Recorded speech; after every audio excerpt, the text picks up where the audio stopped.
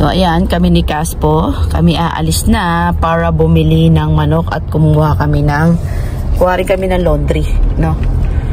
Ayan, nagising-gising tayo na maaga, tapos wala naman pala tayong bayahe. Hindi malang nagsasabi. Ayan, sabi ng katulong, umalis daw, pupunta daw yata ng Saudi.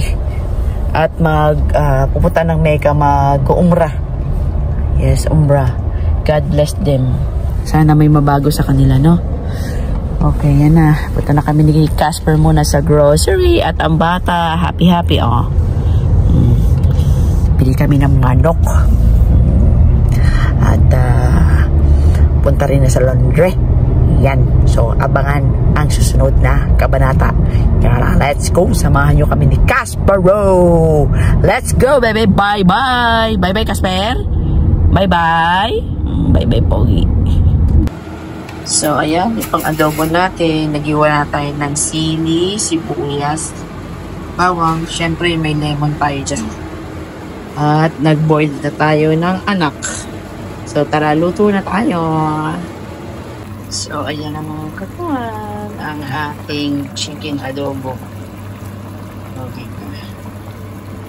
Kain na tayo.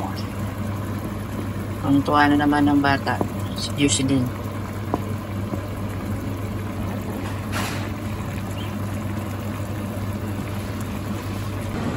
So, ayan, tapos na kaming kumain. Siyempre, ako nagluto. Si Jocelyn na maghuhugas. Ilang yakan.